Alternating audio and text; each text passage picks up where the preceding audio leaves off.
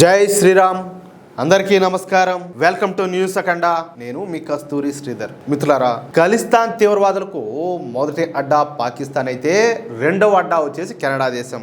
ఈ కెనడాలో దాదాపుగా 16 లక్షల మంది సిక్కులంతా కూడా నివసిస్తున్నారు. అయితే వీళ్ళందరినీ ఖలిస్తాన్ మద్దతుదారులు అని చెప్పేసి మనమైతే చెప్పలేము. కానీ మెజారిటీ సభ్యులు మాత్రం ఖచ్చితంగా ఖలిస్తాన్కు మద్దతు అయితే ఇచ్చేవాళ్లే. ఎప్పుడో 50 సంవత్సరాల క్రితమే భారత్ నుంచి కెనడాకు వచ్చి స్థిరపడినటువంటి ఈ ఖలిస్తాన్ మద్దతుదారులు ఇప్పుడు కెనడానే తమ డెన్నుగా చేసుకుని హిందువులపైన దాడులు, అట్రాసిటీలు, అలాగే విధ్వంసాలకు పాల్పడుతున్నారు. ముఖ్యంగా వాళ్ళంతా కూడా కెనడా భూభాగాన్ని వేదికగా చేసుకుని మతపరమైనటువంటి సంస్థలు, సామాజిక కార్యక్రమాల ముసుగులో ఖలిస్తానీ శక్తుల కోసం నిధులంతా కూడా సేకరిస్తున్నారు. మన దేశ సార్వభౌమత్వానికి, ప్రాదేశిక సమగ్రతకు వ్యతిరేకంగా సోషల్ మీడియా, అలాగే స్థానిక సమావేశాల ద్వారా విద్వేషాన్ని, హింసను నూరిపోస్తున్నారు. ఈ తీవ్రవాద శక్తుల కార్యకలాపాలు కేవలం భారతదేశానికి మాత్రమే కాకుండా కెనడా అంతర్గత శాంతి భద్రతలకు, అలాగే జాతీయ భద్రతకు కూడా ప్రత్యక్ష ముప్పుగా పరిణమించినాయని చెప్పేసి కెనడియన్ సెక్యూరిటీ ఇంటెలిజెన్స్ సర్వీస్ అయితే మొదటిసారి అధికారికంగా ధృవీకరించింది. ఖలిస్తానీలకు సంబంధించి కెనడా అధికారికంగా ఉగ్రవాదం అనే పదాన్ని ఉపయోగించడం చెప్పాలంటే ఇదే ఫస్ట్ టైం. కెనడాకు చెందినటువంటి ఖలిస్తానీ తీవ్రవాదులు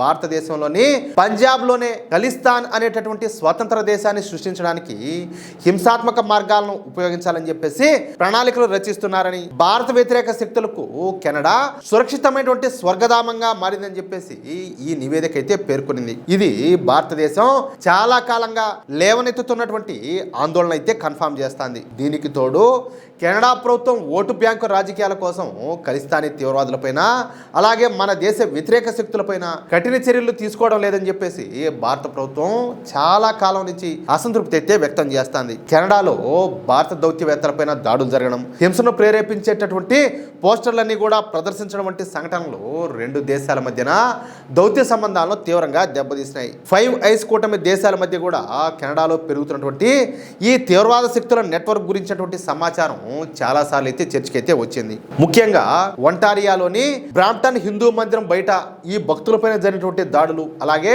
పలు ఆలయాల ధ్వంసం వంటి ఘటనలు తీవ్రమైనటువంటి కలకలం అయితే రేపినాయి. దీంతో కెనడాలో రోజు రోజుకు పెరుగుతున్నటువంటి ఈ విద్వేషపూరిత నేరాలు, మతపరమైనటువంటి దాడులు, ప్రార్థనా స్థలాలపైన దాడులు, అలాగే తీవ్రవాద ప్రచారాలకు అడ్డుకట్ట వేసేందుకు కెనడా ప్రభుత్వం ఇప్పుడు ఒక చారిత్రాత్మక నిర్ణయం అయితే తీసుకునింది. కెనడాలో శాంతి భద్రతలను కాపాడేందుకు ఉద్దేశించేటువంటి కంబాటింగ్ హేట్ యాక్ట్ చట్టం అనేది చట్టసభల ఆమోదం పొంది అధికారికంగా చట్టంగా మారింది.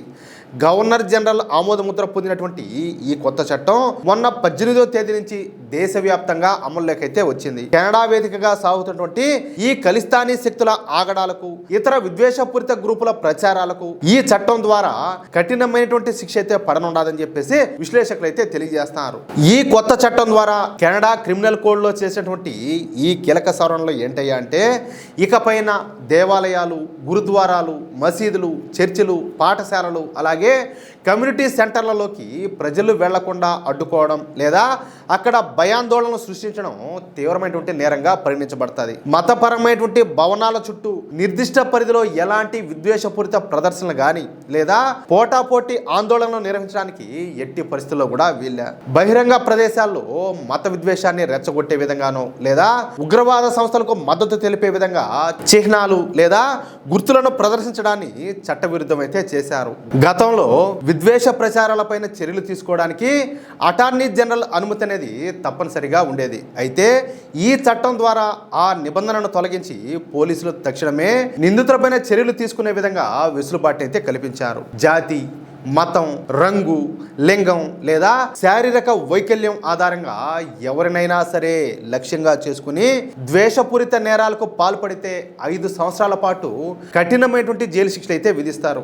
ఈ యాంటీ హేట్ చట్టం ఆమోదం పొందడంపైన కెనడాలోని ఇండో కెనడియన్ కమ్యూనిటీ అయితే సంతోషం వ్యక్తం చేసింది. కెనడాలో హిందూ మైనార్టీల రక్షణకు, ఖలిస్తానీ గుండాల గుండాయిజానికి అడ్డుకట్ట వేయడానికి ఇది సరైనటువంటి నిర్ణయం అని చెప్పేసి వాళ్ళంతా కూడా పేర్కొన్నారు. భారత దౌత్య కార్యాలయాలను కూడా ఈ చట్టం పరిధిలోకి తెచ్చి వాటి చుట్టూ కూడా ప్రొటెక్షన్ ఏర్పాటు చేయాలని చెప్పేసి వాళ్ళు కెనడా ప్రభుత్వానికి విజ్ఞప్తి అయితే చేస్తున్నారు. అంటే కెనడాలో ఖలిస్తాన్ ముఠాలకు ఇక కాలం అయితే చెల్తాందనమాట. అది విషయం అయితే ఎప్పుడు కాలం అనేది ఒకటేగా ఉండదు కదా, అది ఎవరికైనా సరే ఖచ్చితంగా మారుతుంది. ఇప్పుడు ఈ ఖలిస్తానీల బతుకు కూడా అంతే. మిత్రులారా, ఈ న్యూస్ కనుక మీకు నచ్చినట్లయితే వెంటనే ఈ వీడియోని లైక్ చేసి మీ మిత్రులకు అలాగే మీరు ఉన్నటువంటి వాట్సాప్ గ్రూపుల్లోనూ తప్పనిసరిగా షేర్ చేయండి. అలాగే ఈ వీడియో పైన మీ యొక్క అమూల్యమైనటువంటి అభిప్రాయాలను ఖచ్చితంగా కామెంట్ రూపంలో తెలియజేయండి. ఇంకో విషయం ఏంటంటే, ఇంతవరకు మీరు కనుక మన ఛానల్ను సబ్స్క్రైబ్ చేసుకున్నట్లయితే ప్రతి ఒక్కరూ కూడా మన ఛానల్ను సబ్స్క్రైబ్ చేసుకోండి, సపోర్ట్ చేయండి ప్లీజ్. జై శ్రీరామ్, జై హింద్, భారత్ మాతాకి జై.